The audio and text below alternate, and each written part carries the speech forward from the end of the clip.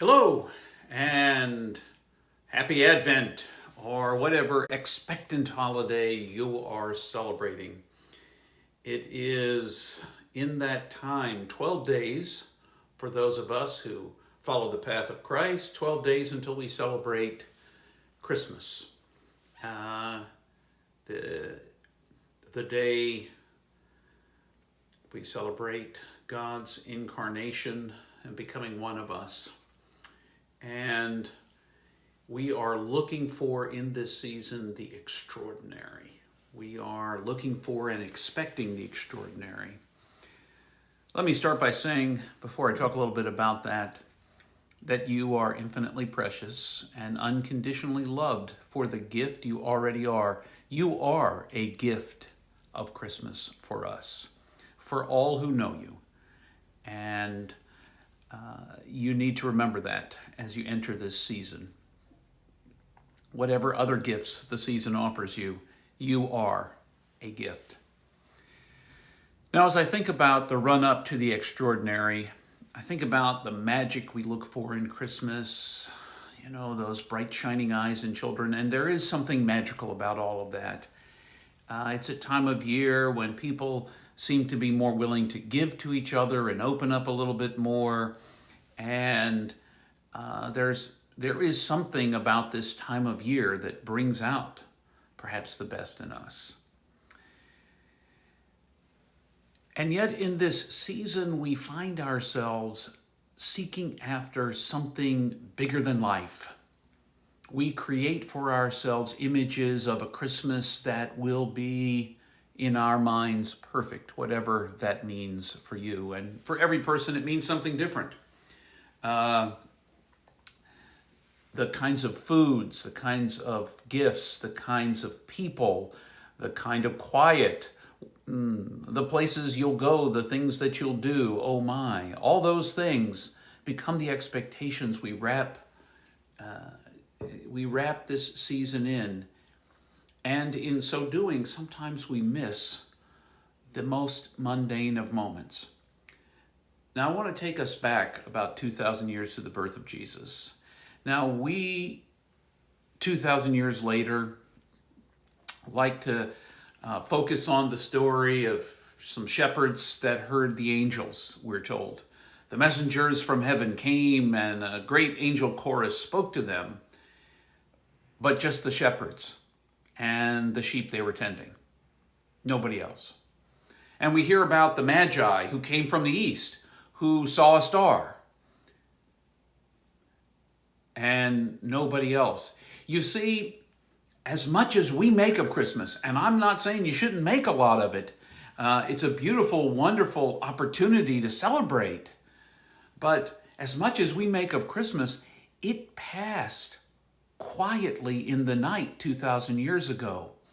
It was the most mundane and joyous of things, the birth of a baby in a backwoods, nowhere kind of town, to two people who've become important to us, Mary and Joseph, but at the time were to everyone else just a peasant couple, homeless, and in need of shelter.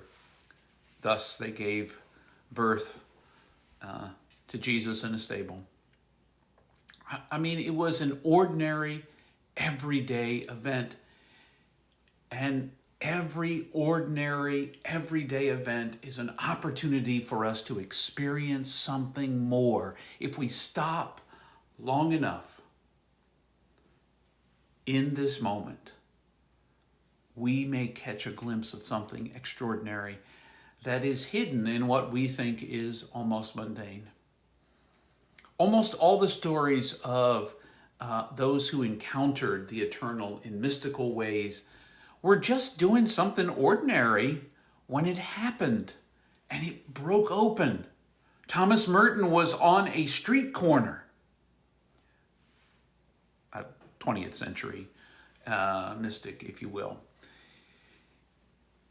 If we look out the window, if we greet the person who comes to our front door, The FedEx guy came to visit us today.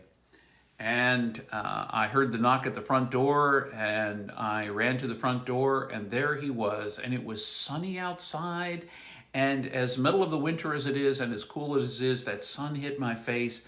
And there was just a moment when I felt a sense of connection to something bigger than me. And with the FedEx guy, even.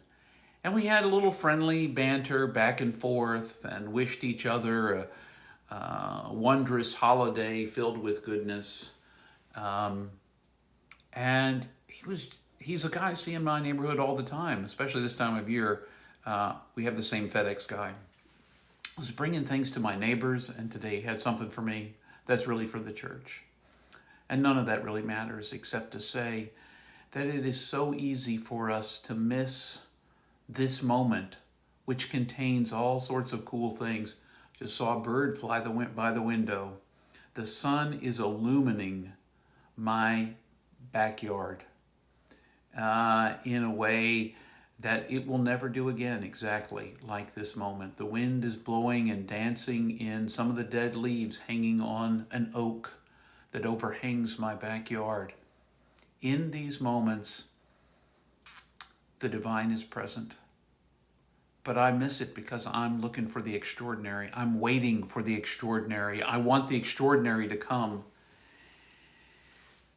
And who's to say that maybe I'm missing the extraordinary right now because it's not past me? In the smile of a small child, in the wonder. We have this picture. I wish I had thought to bring it with me today to show it. We have this picture when we took our children camping. They were very young, and my wife Linda was popping Jiffy Pop popcorn on our stove on the camping trip. And as that simple everyday set of chemical reactions and heat popped that it became like the crown, the big silver crown, aluminum foil filled crown of popcorn. The look on Joshua's face and Hannah's face of wonder in the ordinary popping of popcorn. I encourage you in this season, every hour on the hour, I have a little chirp that happens on my watch every hour on the hour.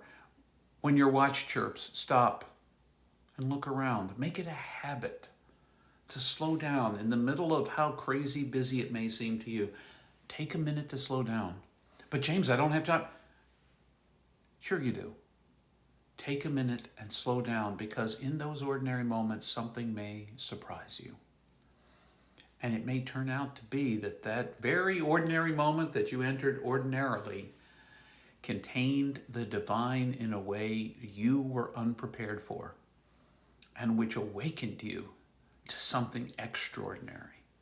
So I hope that all your ordinary minutes and moments are filled with surprises that you will be ready for because you're paying attention. You're awake.